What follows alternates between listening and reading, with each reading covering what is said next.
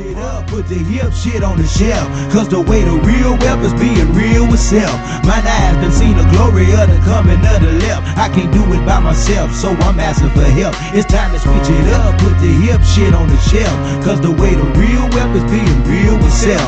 My eyes done seen the glory of the coming of the left. I can't do it by myself, so I'm asking for help. Money, money, money. That's all he talks There's about. nothing wrong with being wealthy. I know he Like Kanye West says, having money is not everything, but not having it is. No, Deuteronomy 8:18 says God gives us the ability to create wealth. Money is the root to all. No, it's the love of money that's the root of all evil. If you don't like money so much, why don't you get up and go to work? Yes, I do think about all the things that you think you have to study it. I'm just trying to leave a legacy for my family. Money's not everything, but when you got it, you can do some cool stuff. And now, your host for Talking Money in the Morning, financial health mentor to the working class, Mr. H. Cortez. Good morning, good morning, good morning, and welcome to Talking Money in the Morning live with your main man, H. Cortez, the one and only financial health mentor to the Black community, coming to you live and direct from the Mikey Learns About Business Studios here in St. Louis, Missouri. If you haven't gotten a chance to go cop my man Mikey's book, I want you to go to Mikey Knows Biz on Facebook, the fan page. Mikey Knows Biz, the fan page, and you can grab a copy of that book right there. I know you can't hardly see it, but that's my tribute. He sponsored Black Literacy Week for us, so I want to give him a shout out this morning. 10-year-old entrepreneur and now author, so you got to go check him out. But today is not about him. It's about my two guests that I have coming up for you guys. So you guys normally know I go into a whole dissertation about who this show is for and all that kind of stuff. I'm not going to do that this morning. I'm just going to let you, I ask you to do me a favor. If you're watching this on YouTube, go ahead and copy the link, share it, subscribe to the channel if you haven't already. For those of you who are on Facebook Live with us, go ahead and share the stream right now. Invite some other authors on, invite some other aspiring authors on, and let's get the conversation started, because you're going to be really, really impressed with today's guests and the works that they are promoting. I've gone through some of their works over the last couple of days, man, and I am super, super excited to present to you this first gentleman who's the author of two books, right? One of which he co-authored with his sons, but we're going to bring him on first, and I do believe we have one of his sons on as well. So it gives me a great honor and privilege to be able to present to some and introduce to others author of these two gems right here, Mr. Shiron Vick. All right, let me make sure that you're unmuted. How you doing, my brother? How goes it this morning? Hey, good morning, Cortez. How are you doing? How's everyone doing today? I'm doing wonderful, man. Thanks for joining us this morning, man, to talk about your works. So before we get into the first one, we're going to do this one first. Before we get into this, tell everybody a little bit about who you are and why you started to write in the first place. Hi, my name is Shiron Vick. I'm a father. I'm a business owner. I began to write because writing became a therapy for me. Being married and getting divorced and going through different changes, trying to raise three sons from teenagers to young men, you have to go through a lot of stuff and you see a lot of things. So yeah. I began to write, and just it was my therapy, beginning to write and go through my different thought patterns. And as I began to write, I began to understand and see that the things that I may have been faced in my own individual life, other people were facing some of the same things. Wow. And then I saw that as a lesson, because I always look at it as a parent. I look at lessons to learn, look at ways to learn things so I can teach it to my sons, because I realized that they're the next generation, and as men, they could spread their seeds throughout their mouth, their interactions with other people. And I wanted to make their generation better, and hopefully they can see things and see through my life, see a positive change and interaction. So that led me to write. That led me to write the first book that I co-authored with them, Your Loved One Is Talking, But my second book, which is this poetry book, A Friend So Near, I began to write that book because I realized sometime as men, that's why I said Letters to Beautiful Brown Woman was inspired by the love of my life. It was inspired by her. But I began to look at beautiful women, the women in my family, my grandmother, my sister. A lot of time, our Black and Hispanic women, our men don't really necessarily tell us how wonderful we are. We wasn't really telling them how wonderful they are, how gifted they are, how they have been our backbone. Right, so right. I just started penning different poetry, just started writing poems, and I sent it to my sister, who's one of your faithful listeners, Lakeisha, and she said, "You got a gift." So everything that I do, I have a close-knit family, and I bounce stuff off my children, bounce stuff off my brothers and sisters, all the time, off a woman a lot of time, and I say, "Okay, what do you think about this?" And my sister said, "You have a gift. You need to write," and that's what led me to begin to write. Cool, cool. So I'm gonna read one of these from A Friend So Near, Letters to Beautiful Brown Women. Guys, you gotta cop this, man. This is powerful. So I just want to read one of the poems from here, and this one is titled Queen. It says, my queen, a mother to sons, a friend, a woman, a lover who I compare to none. Our walks are special, our days are bright. When I hold your hand, everything seems right. Your hair is so radiant, your smile so smooth. You are my Stella who helped brought back my groove. I can dance with you, I can sing. We have a song that established our meaning. We flow, we walk, and we balance each other out. You have wisdom, I have safety, and together we are no doubt. You are my inspiration, the woman who makes me smile. I can dial your number always because time is now. Powerful little piece, and you got a lot of pieces like this dedicated to the Black woman. You said it was inspired by your lady, but from the standpoint of just seeing how, hip hop gets a rap for this, TV, movies gets a rap for this, for not putting the Black woman in her proper space of adoration, adornment. I want to say praise in a lot of situations, but not in a praise that's equivalent to that of God. But we should reverence our women, and we don't do that as much. So how many poems did you come up with before? Did they all make the book, or there was some you're holding on to that was so special to you and your lady? You said, "Nah, I can't share this with the public." Yeah, it's a lot of poems that I couldn't share, and I actually let my sons read some of them. Some of them, when I talk to people, they say, "No, you can't put that one in there," because some of them you couldn't put in there. But I think about everything I do. If I can't share it, if I'm ashamed to put it before my children, if I'm ashamed to have, because one of these poems is written to my grandmother. I wrote it for her 90th birthday. Okay. So if I can't let her read it, then it can't go in this book. So so that's what I held some of the poems back. But then I say I have something else that maybe can be released down the line, and then I could just put some of these poems on social media just to just to put it out there and get people to understand who I am. And then just to help people, like you said, a lot of stuff with hip hop, a lot of media, we don't display our people in a more positive light. Yeah. Especially our women. And I know as a Black man, I was guilty of that. I was guilty of that. I thought things had to go my way until I realized that sometimes you have to come to an understanding of those who's really there for you, those who really love you, those who really have your back. And when your eyes are open, the word says, when you are strengthened, go strengthen your brother.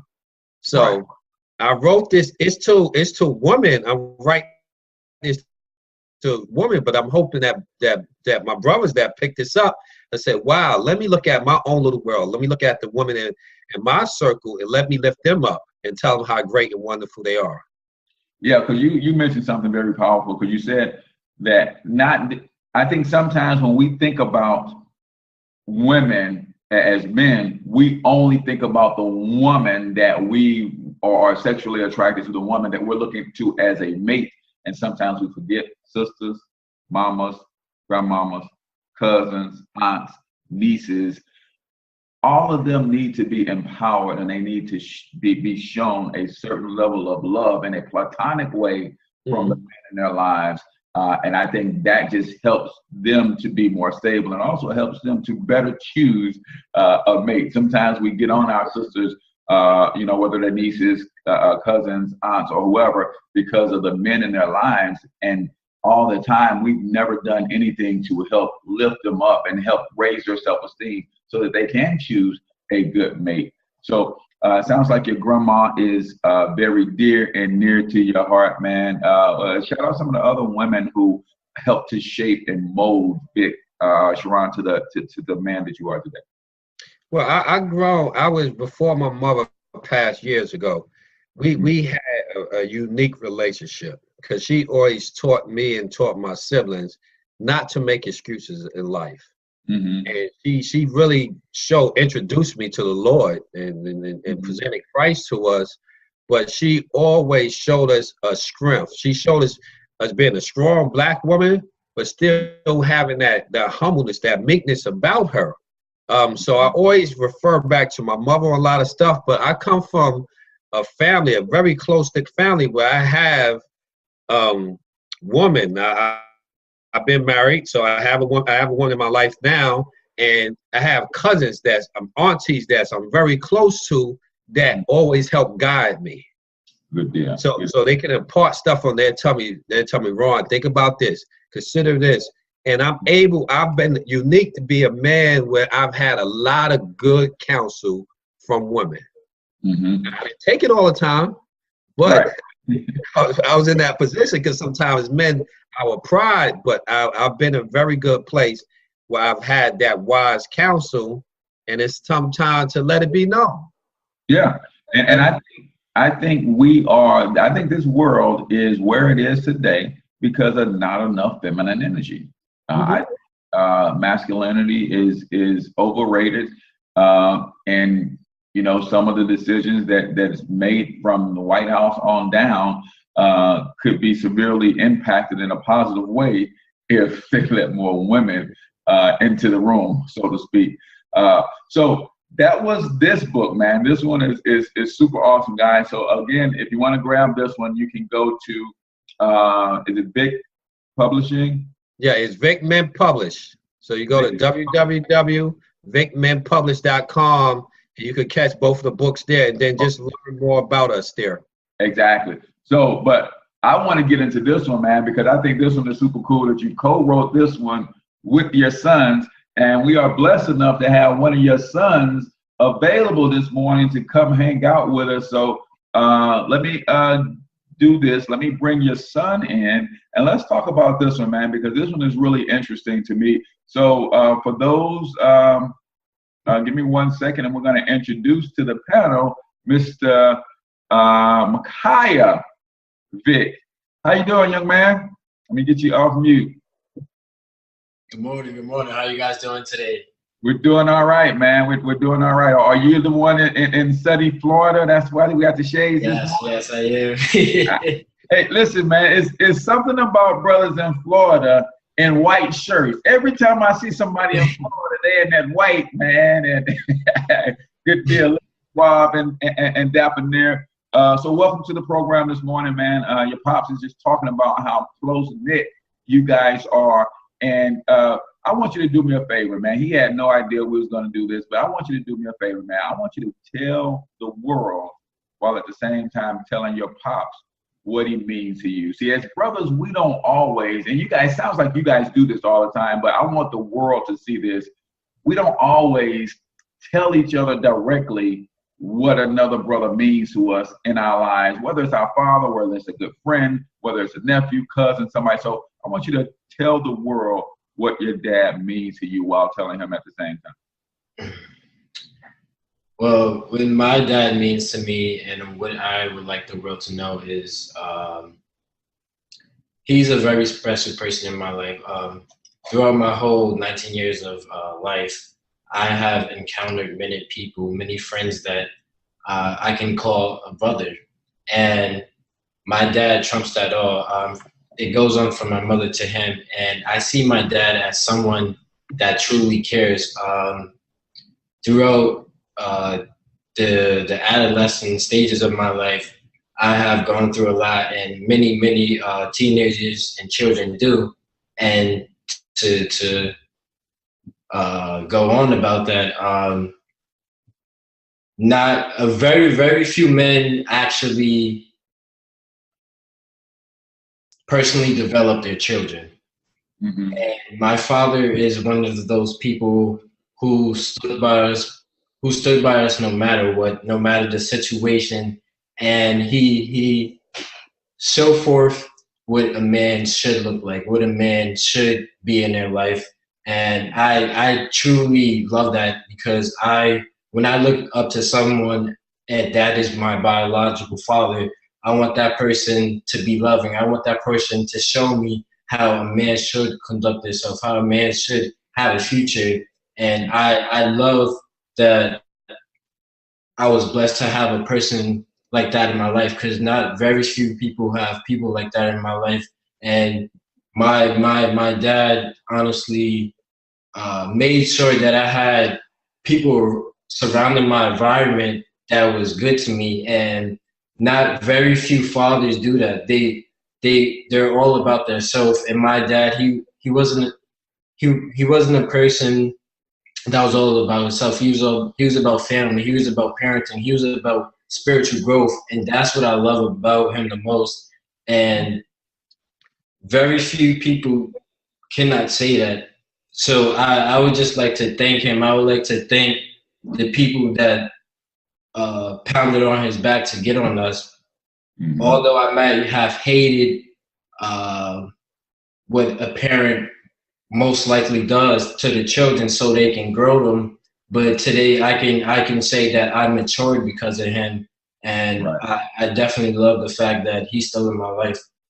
Awesome. Good stuff, man. I appreciate you doing that, man. I know I kind of put you on the spot a little bit, but yeah. That more and more that shit, that's an everyday conversation that needs to be had. Sometimes we as men walk around with our chest poked out, and this false sense of bravado that we get from TV. That's not manhood, right? That's not manhood at all. And you said something else key there. You said your dad helped you to personally develop, and that's important, man, to be guided through that sort of development. But on to this, guys. This is amazing to me because I'm a son of a minister, right? And I just remember just the word and just being at church all the time, man. So we're gonna talk a little bit about this, but I want to read a passage that you wrote here, and it's really cool because it says, "Enemy in the gate." Now, I want you to realize, you guys can't see this, but I want you to realize how he spells enemy. INAME. Enemy in the gate. It says, all too often in our homes and in our churches, the enemy resides inside the gate. We know of the enemy's presence, and we are very comfortable with the destruction because the enemy is us. As believers, we have become so entrenched in the standards of the world that we use the doctrine of grace as a scapegoat. When has grace of our Lord giving us a get out of jail free card to sin? Brother, you wrote a mouthful there. Talk a little bit about the enemy in the gate, the enemy within us, and give us a couple things that we should be doing to kind of overcome that enemy within. Well, I think that this touched home for me because I begin to look at myself. Sometimes we quote the scriptures and say, "No weapon formed against me shall prosper. I'm more than a conqueror." But what does that mean to be a conqueror? If you can't conquer yourself first, if you can't look at yourself and look at things, and the Lord dropped that in my spirit, that sometimes we could be surrounded by wise counsel, Mm-hmm. and the life experiences could teach us to be wise. But if we don't begin to look at ourselves, I had to look at myself and think about why did I go through everything that I go through? Why do I have once faced a divorce? Why did I lose a job before? Lose a lot of money in business? Mm-hmm. Why did I go through everything that I personally went through? And then I had to begin to look at myself. My mother taught us not to make excuses in life, or not to just exist in life. So the enemy in the gate is sometimes in our home, we're the enemies. We can be, as people, as men, sometimes we get so focused on everyone. A lot of times, the black man, we say the white man did it, or it's our woman's fault, or I got to do this, I got to take care of our children. But we begin to focus on ourselves and see how we can look in the mirror, look at ourselves and see, what are you doing wrong? A lot of time, my brother and I, Glenn, we have Eric, I call him Eric, but his name is Glenn. We have conversations, and when we always talking about stuff, we always ask each other, well, what was your part? What did you do wrong in this situation? And that's always been our check for one another when we talk on a daily basis. And that led me to look at it and say, okay, the enemy in the gate may be me. I may be the one person in my home, amongst my friends, amongst my loved ones, that's causing a problem, that's hindering our own development. Exactly. So that is critically important, man, because I teach my sons the number one thing a man has to be is responsible. And that not only means the things that you do and the actions that you take, but also be responsible for the words that come out of your mouth and how they can cause problems for other people. So yeah, we are in a situation where very few people are willing to be accountable and own up to their part. And we don't like to look at the laws of cause and effect, right? I did a show last week where we talked about some people will look at somebody's success and call them lucky. Well, that person did something to position them to be able to take advantage of an opportunity. So you have to definitely look at yourself. So I want to talk to Kaya real quick. As a 19-year-old, right? Talk about the time where you realized that spiritual growth was necessary, right? Because it didn't happen for me as early as I would have liked it. I was the kid who was fighting, man, church again. But it seems like you got it early on in life that this walk with Christ is real, and you needed that, and you start to embrace that. About what age? When did that happen for you? At the age of, I guess you can say between 17 and 18, Okay. I was called a person socially acceptable. I always hung out with the popular crew in high school. I was the kid that everybody knew for throwing parties, having a good time, and just enjoying life. And along that journey, I was still fighting a battle with God. I was always ordained to be God's children, but I kind of left God to the side. And there was very few times in my life where I would go back and read my Bible and go back to God, because he was talking in my ear. And what I mean talking in my ear is his kingdom lived inside of me. When you accept Jesus Christ as your Lord and Savior, he never leaves you. He never forsakes you. So his kingdom was living inside of me, and he was just calling me throughout my high school career. And as a senior in high school, I started to realize that my life wasn't my own. Wow. My life wasn't my own. What I was doing, going to school, trying to graduate high school, to become a college student, it was necessary. And partying, wanting to be social, it was necessary because everyone likes to have a social life. Mm-hmm. But I saw that God was more than anything. God took me out from having a bad childhood to now living in Pennsylvania, having a happy life. And once I saw that God can change any atmosphere. Right. Right. He can move mountains. He can really be your God. And as I started to really realize that, God started to speak to me, and I just started seeing myself traveling with my uncle to church in New York every Sunday. And every time I went, God spoke to me. He started giving me a revelation. He started giving me a word to tell to people. And people saw that light in me. They saw that, wow, that kid is something special. He's going to do something. And God has, ever since I decided to focus more on God, I have been more successful in my life. And the people that are surrounding me, they're more successful because of me. Mm-hmm. God has blessed me to bless those around me. And God has led me on that journey to come to Florida. And I can say that when I came to Florida, I wasn't spiritually where I needed to be. Mm-hmm. But God weakens those that he needs to bring up. And that's what happened to me. I caught myself just laying in the bed, needing God, crying out to God that I need him in my life. And ever since I did that, I have been spiritually fed. I have been walking with God. He has been leading me. Of course, I have fallen short of the glory of God from time to time. But when I decided that God was the number one person in my life, the number one king that I needed, all of my frustration was gone. All of my peace was now mine. And I can truly say that wherever I go through, I will always have peace because of God. Wow, that's powerful, man. And I will honestly say at 40, soon to be 43, I didn't get that at 18, 19 years old.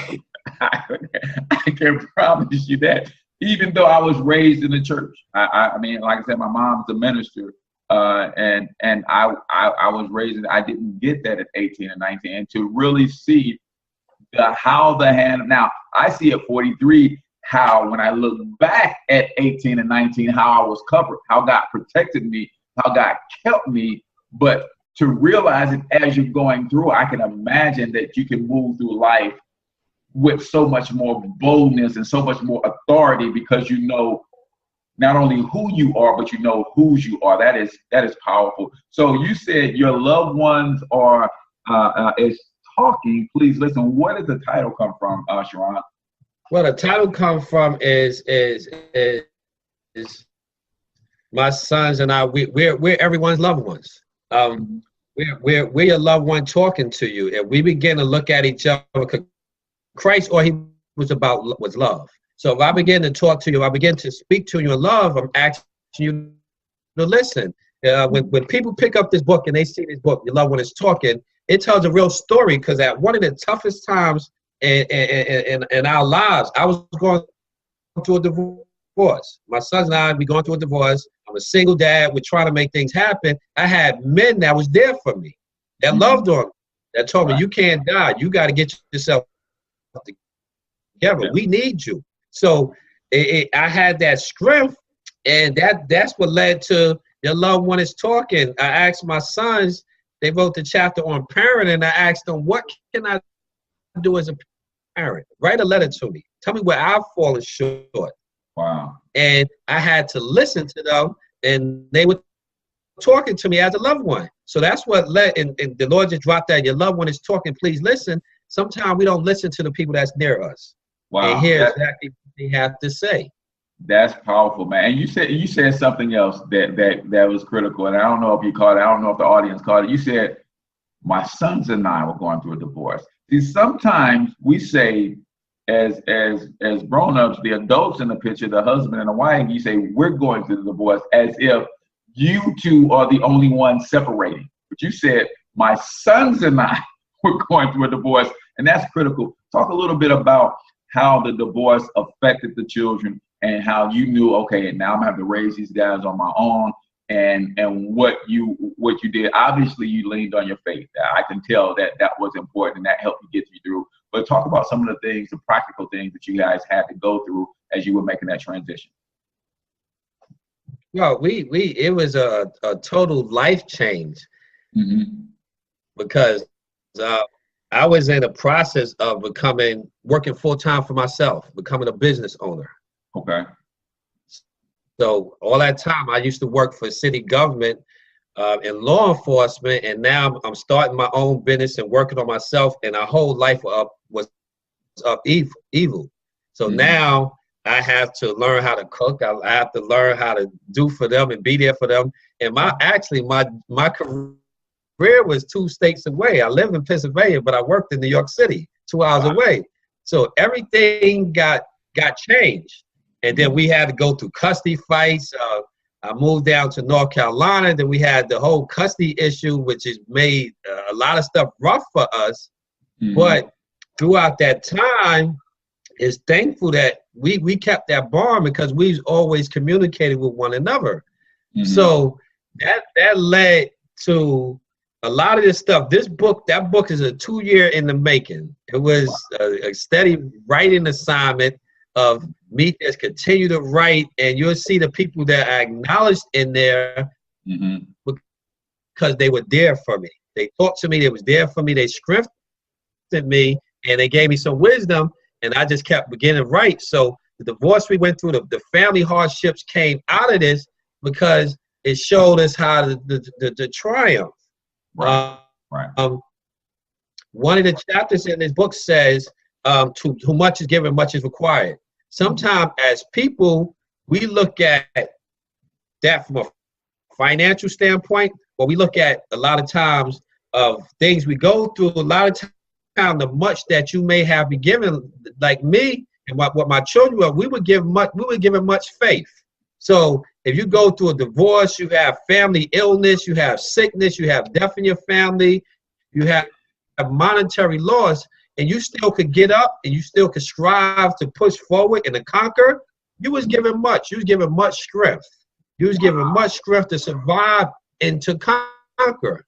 So that's what sometimes is to make it brief, it's a song called Fred Hammond says, success is in your hand, follow my plan.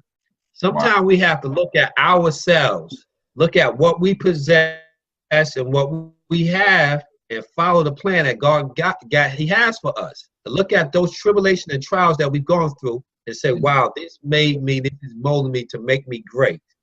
Exactly. To be what God called me to be.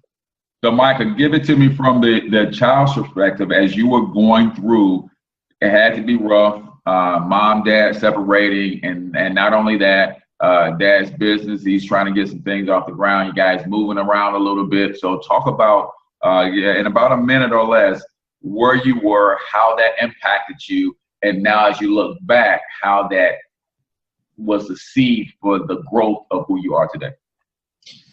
Yeah, as I look back now, I can truly say that life was hard. I'm glad that God has put me through those circumstances because now I can relate to people and now I can help people with their struggles. But from a 12-year-old standpoint, it was the worst thing a child can ever experience. I tend to get upset at my parents, or I will always see them fighting. I will always see them separated, and I didn't understand why my parents were doing this to us. Personally, I would see that I tend to hate one of my parents because of one of the actions they did. But in all the experience that me and my brothers went through, it made us a better person because we realized that although our parents separated, they loved us individually, and that love individually made us the person who we are today. We might be loved individually, but in the whole, we know that our parents would be there for us. We know that our parents had to make that separation for the better of the family. Although one another might not get along together, the separation really grew us. And if they didn't separate, I'm not sure if I would be the person who I am today. Wow, good stuff, man. And then we have to consider that, sometimes it's the best thing to do, and when you just amicably part. So, Vick, man, I appreciate this 30 minutes has flown by, man. We're going to have you guys back on the show again. real soon. But tell us where we can get both copies of the book. Right? Tell us again where they can get the copies of the book. Well, you could go to www.vickmenpublish.com, and you'll see Your Loved One Is Talking, Please Listen. You'll also see a friend so near letters to a beautiful brown woman. So you can find us on www.vickmenpublish.com. Also follow us on Twitter at VickMenPublish17. Facebook page is Vick Men Publishing. So you can follow us there on Facebook, Vick Men Publishing, www.vickmenpublish.com. And for those of you who are listening today, if you mentioned that you saw me on the Cortez show, you get these 2 books. You get both of these books for $20.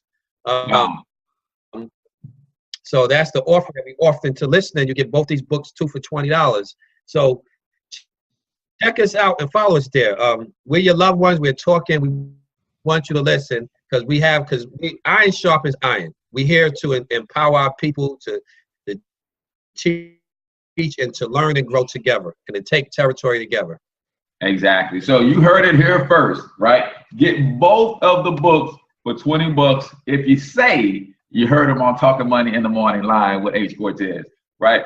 So Vick, Makai, man, I appreciate you guys both for jumping on. I know it's summertime for you. Are you doing summer school, Makai, or are you gonna take a break? No, I'm actually not doing summer school. I'm actually studying for the ASVAB as of right now. All right, good deal. All right, so appreciate you guys for jumping on, man. This has been phenomenal. I think I don't know about everybody. Give me a thumbs up, man, if you learned something today, man. I truly did learn from you brothers, man, and I'm the father of 5 sons, so I like to talk and connect with men who are raising other men and see how they're doing it and some things I can glean from them because we have to get the next generation together. One generation has to say, okay, this next generation is going to be right, and somebody has to make sacrifices to make that happen. Looks like you are doing that. And even through entrepreneurship. So we got to get you on so you can talk about your business. That's my favorite subject. So I appreciate you guys for joining us this morning. Again, VickMenPublishing.com. If you say you saw him on our show, you get both books for $20. Again, man, I appreciate you guys for joining us. And I will get with you a little bit later, Vick, and get you some additional information. Micaiah, it was definitely nice meeting you, hearing from your heart, especially about how you feel about your dad, man. So I truly, truly appreciate that. And we're going to move on to our next guest. So let's see if I can bring the next guest on. And we appreciate you, Cortez. Thank you. All right, man. Thanks a ton.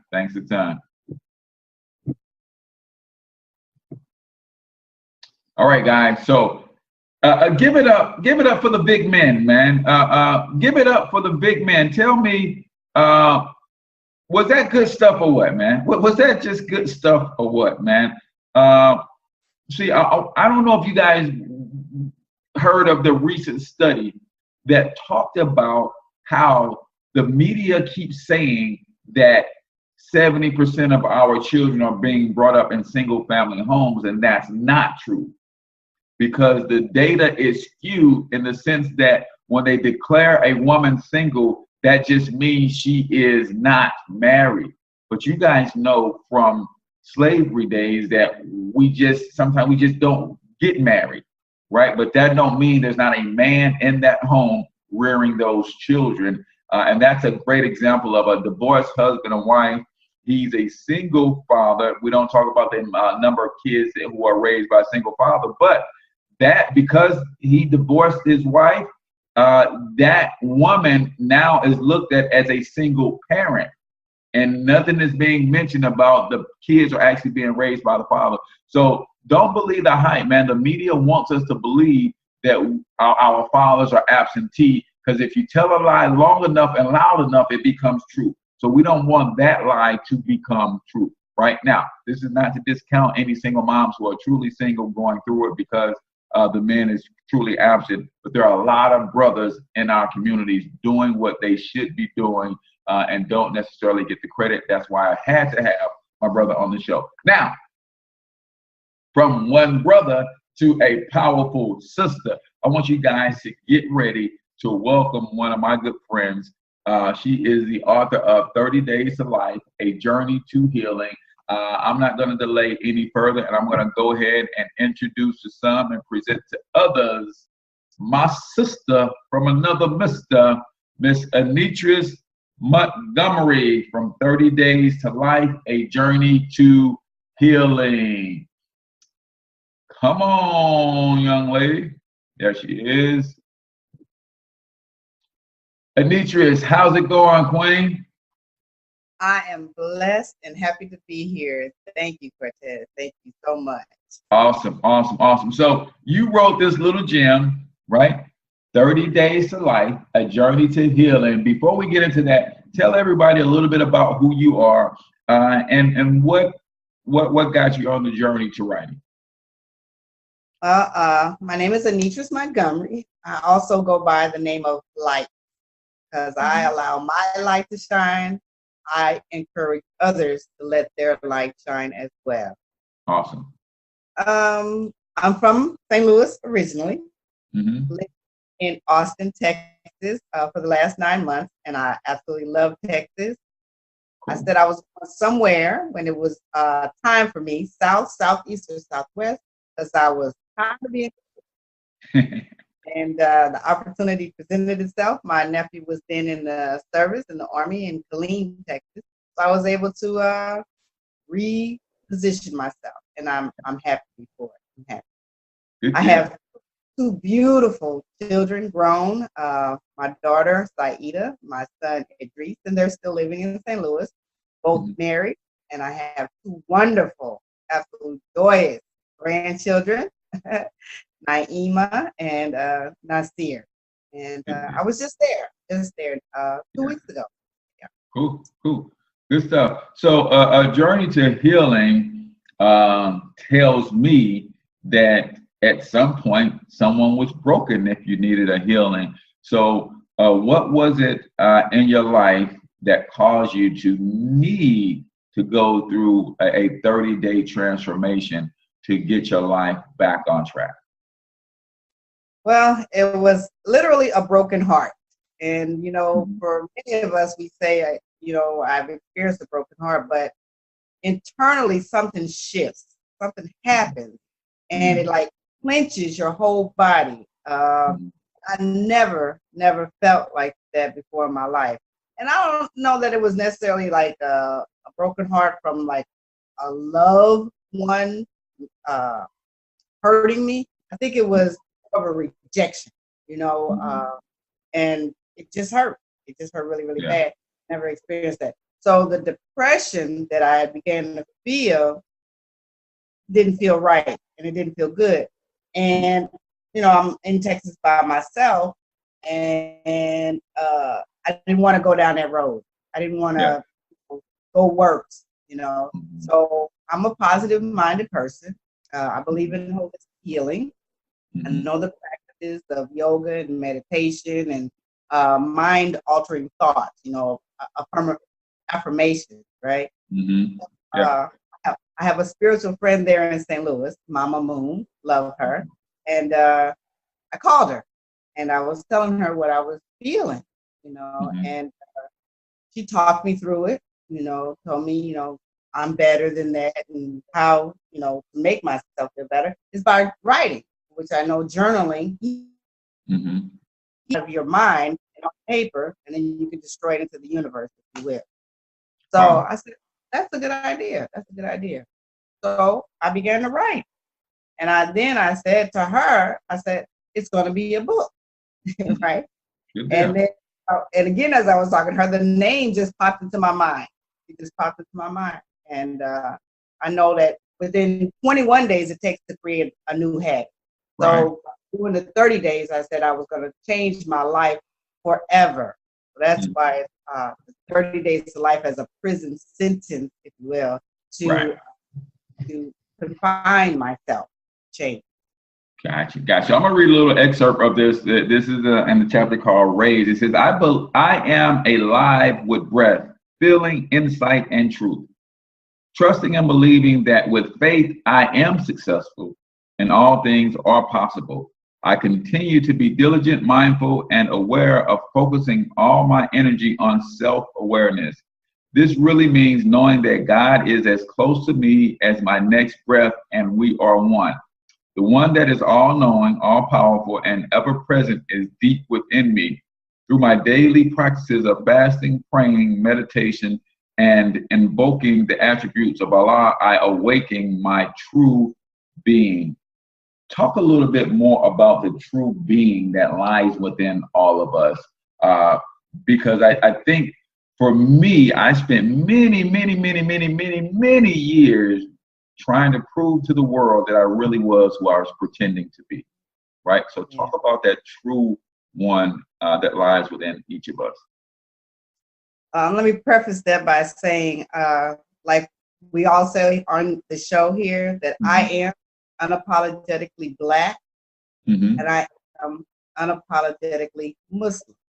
I believe in the teachings of Islam and that Allah is real. So to know that and to believe that gives me that strength and that faith. So knowing that, like you say, who I am and whose I am, knowing that within me builds me up to be the greatest that I can be. We fear things on the outside because of what we've been told, taught, thought, wrong thinking, right? So I know that I have to change that within me. And the only way I can change it within me is to believe something other than what I've been taught. So I have to think differently. I have to read differently. I have to tell myself different things. And there comes the affirmation, the chanting, if you will. By telling myself something different, then I begin to change my mind, and the inside changes the outside, not the other way around. You can't change your space and then think that you're going to be better. It doesn't work like that. It doesn't work like that. Everything is internal. It starts from within. So that's the faith.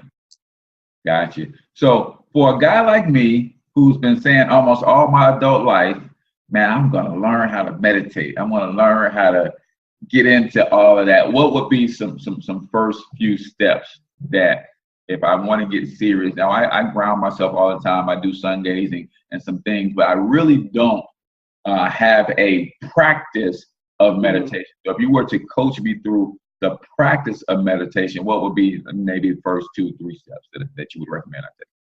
There's many ways to meditate, and some people can't be still meditating. And you've seen a lot of videos or shows people sitting still for a lengthy time or even a short time. But you can sit, you can walk in nature, you can mindfully meditate on anything. So let's say you're looking at a picture of flowers or something, and you're just really into that picture, right? And your thoughts are only about what the picture looks like, how those flowers came to be. You imagine a garden, that's another form of meditation. Okay. But to breathe through the process is to give life to the meditation. So you're taking in good energy and letting out the bad energy. So breathing consciously, because we breathe every day, but we don't think about breath because it's automatic, right? But we really forgot how to breathe. Our heart rate and our breathing is much faster ordinarily. But when you slow the breath down, it allows the mind to clear, if you will. Those are the two main things: is breathing and focusing on something other than those things that distract you. Gotcha. And I do study that the difference between actually taking breaths and inhaling is just like I did the show on sleep and rest, right? Yes. Sleep and rest. There's two different things. Sleep is physical, rest is spiritual. And the same way with the way that you breathe. When you take a breath, that is physical. But when you inhale, that is spiritual, right? You actually open up. We're not going to get into that, but it's a difference, and I think a lot of people don't get that. And now, just with meditation, my wife was sitting here on the couch just the other day. She said, "I'm going to start doing some yoga." I said, "Me too." Good for you. Good for you. But that's all it was. That was it. It ended right there. It ended right there with that little bit of excitement. So talk about how that all ties into, because I don't think for a lot of us, we don't see that as a spiritual thing, right? But yoga is deeply spiritual, right? Or can be, and it's not just some exercise, and it's not just stretching.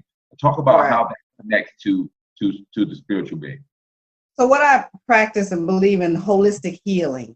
So yoga, meditation, fasting, cleansing the body and the mind are holistic, mind, body, and spirit. So there is no separation in the universe. Nothing is separate. Everything is whole. Everything is one. We were taught incorrectly that it's separation. The body works in harmony, all together in one, right? So yoga, by moving and breathing at the same time, you're allowing life to flow through your body easily. And yoga is calming. So you get to be in the present moment, if you will, through the movement. We focus on, the stretching and the bending and the flow. The blood flows easier. I've heard of inversion. Inversion is simply turning upside down. The blood flows normally downward because we're standing up, right?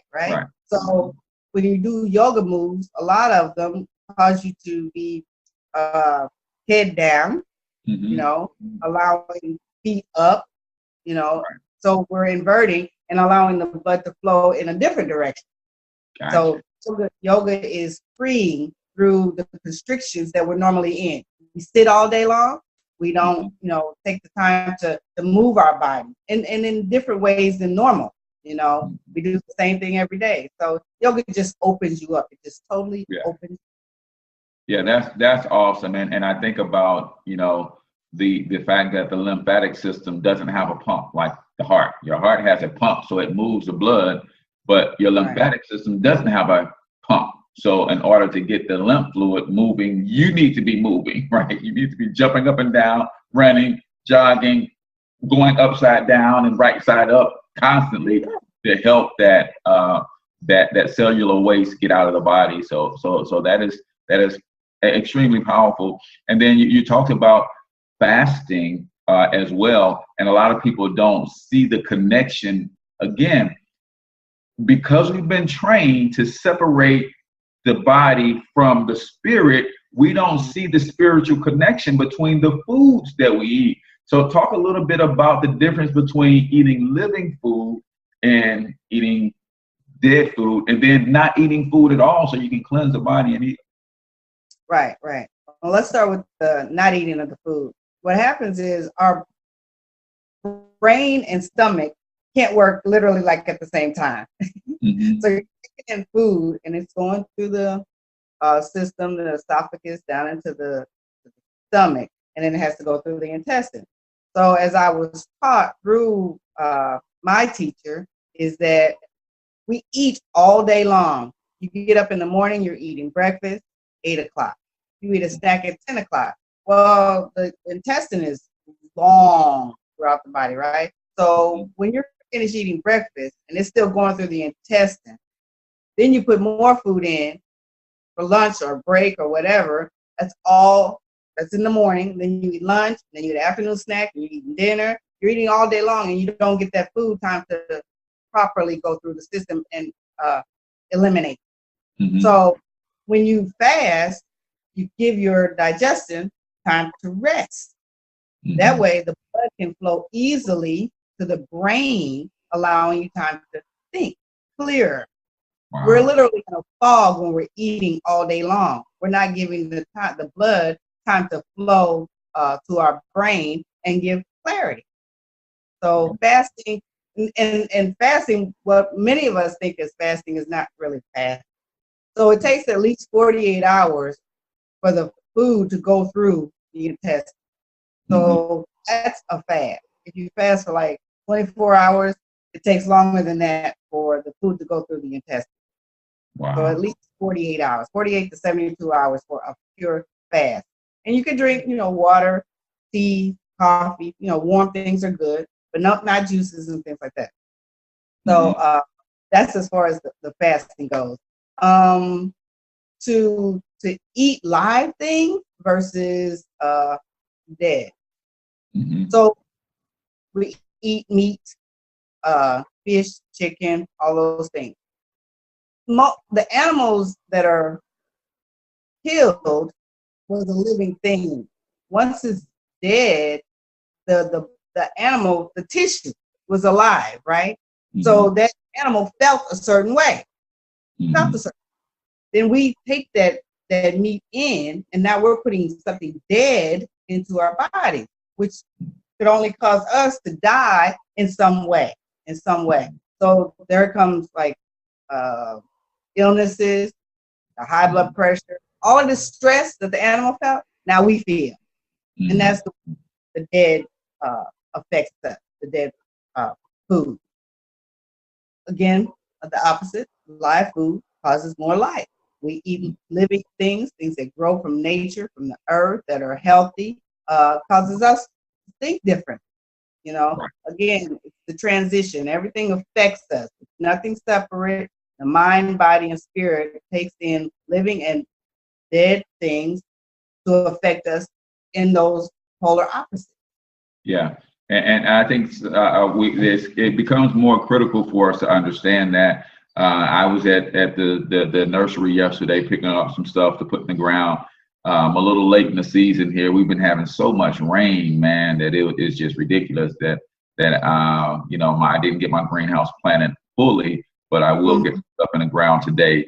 And there's a difference between going outside and picking something and eating it fresh while the life force is still running in it versus going to the store and buying something, even if it is green, even if it's organic. We don't know how long it's been removed from the source. So we don't know how much life force is still in it. So I think everybody should have a garden for two reasons. Number one, to eat food while it's still living, while it's still alive. Two, when you put your hands in the soil, that's just something that magical happens when you are tilling and turning the earth. Because I think we were all put here to be caretakers with each other of this earth. So talk really quickly about where folks can grab the book. Okay. So I have a Facebook page. It's called Health Naturally. Again, I teach holistic healing and health. So people are sick in this world, and all the foods that they take in, the energy around them, they have to shift some things and do a lot of different things. So my Facebook page is Health Naturally. I have a blog, which is a long name. It's Nenee, Nenee 62 Wix, Wix.com / Health Naturally. Health Naturally. Okay. Gotcha. All right. We'll put it in the chat. We'll put it in the chat. Okay. We can get the book at Create Space or Amazon.com.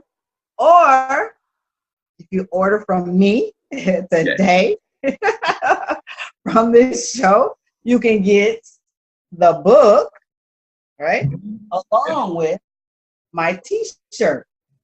These flowers that I drew during my 30 days to life. Yes. 30 days to life. Gotcha. For $20. $20. So we got the t-shirt and the book, $20. But you gotta say you learned about her from me. That's right. That's right. Mentor on Talking Money in the Morning Live. So this 30-day journey, walk us through the 30 days, right? So walk us through kind of what the day-to-day is like to get you through this journey. We know 21 days creates the new habits, but walk us through this 30-day transformation? Okay. First of all, it's the mindset. You have to change your mind and know that you want something different. The pain, I think Bethany yesterday said it yesterday. She's Bethany and Brandy Gates. I know, right? And I know her as Brandy from a long time ago. But anyway, she was talking about I just lost my thought just that quick. What were we talking about? You said something about the painting? Oh, the pain. When we go through pain, it causes us to revisit or reevaluate our lives. We go through life every day, and there's always things going on around us. But not until we experience some traumatic pain do we say something has to change or I'm just stuck. You know, we act out of two reasons, pain and pleasure. So what I did was I woke up in the middle of the night because that's the silent time, and God hears you in the silent hours because there's no distractions, there's no noise, nothing's going on. So I got up and I would meditate, and I would say my prayer. Then eventually I would fall back to sleep after I got through with all of that, talking to God. Then I get back up about 8:30, 9 o'clock, and I would journal. I'd start out by journaling every day so that I would set the pattern for that day. Know that what I was focusing on, because the titles came from actually titles in the Quran. So I was something to think about, right? Okay. So the words came from the title, and it was just a blessing. God, I didn't know I could write a book. It just came.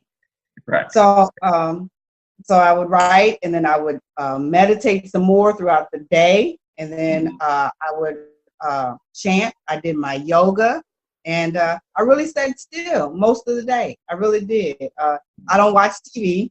I don't watch TV at all. Haven't for a long time, so I'm not distracted by that. And then I would do some reading, you know, and focus on, you know, never wanting to go back there again. Catapulted me into where I am today. So the continuation of that thought made me a better person. So right. That's what I did today. Journaling daily, meditating daily.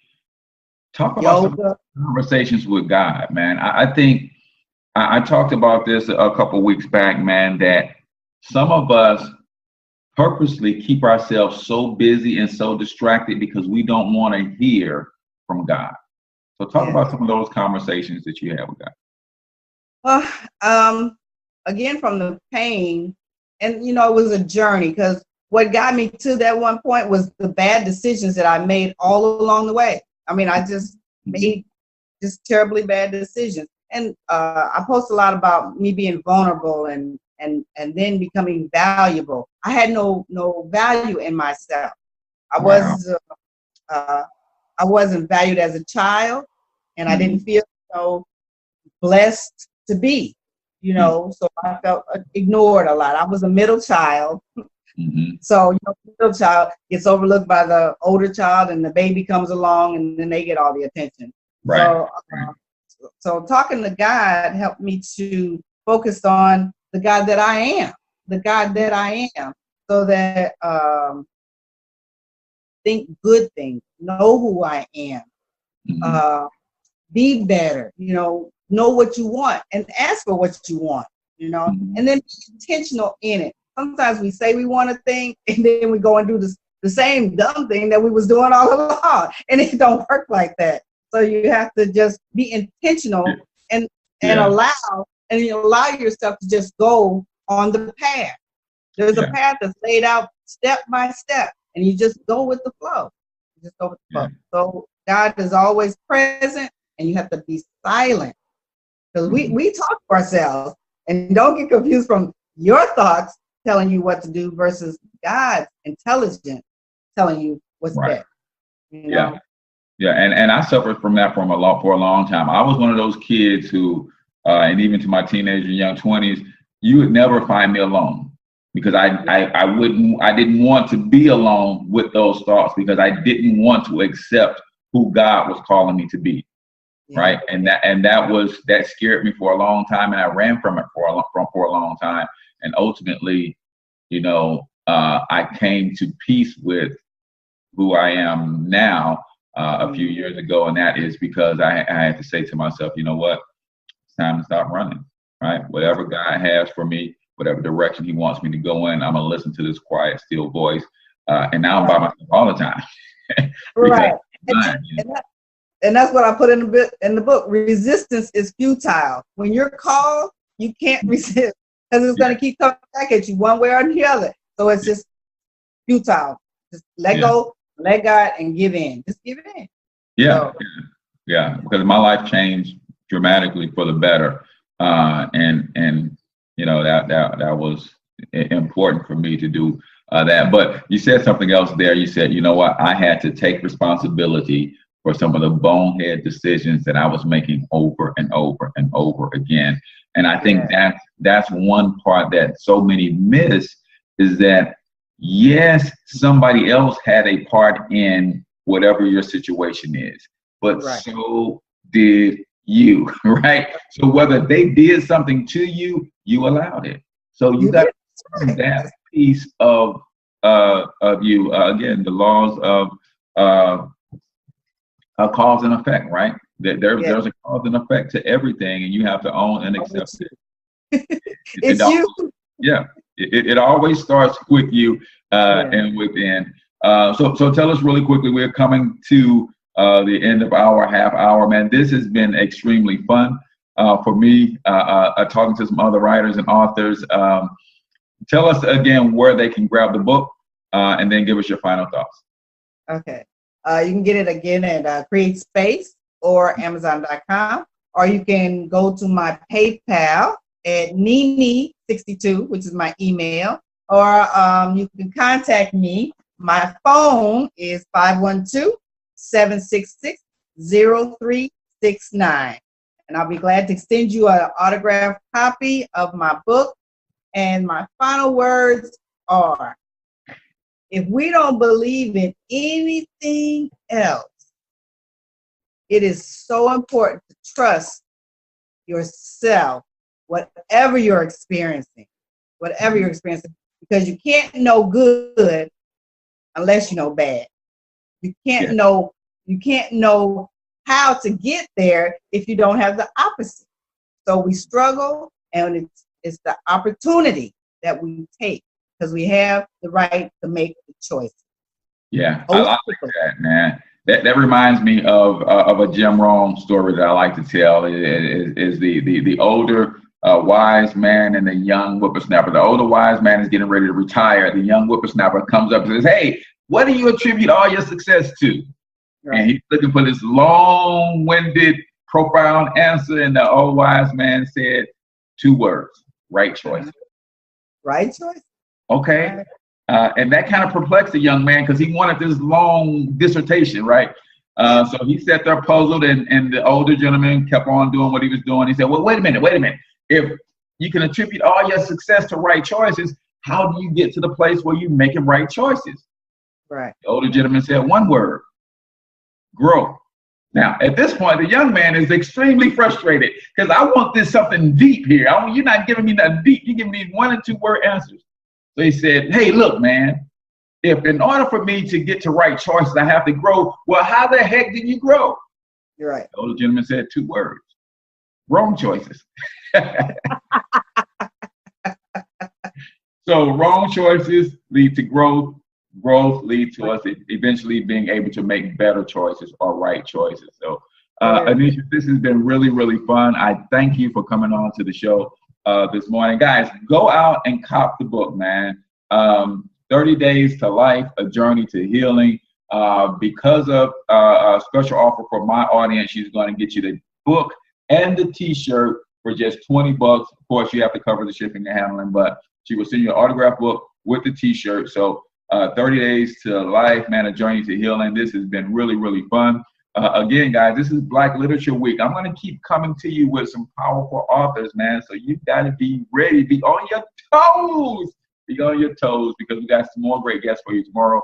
Again, Anitress, it was a pleasure. It's always an honor to chat with you. We chopped it up when you came to St. Louis last time, so look forward to a continued growth in our relationship. So with that, guys, that is.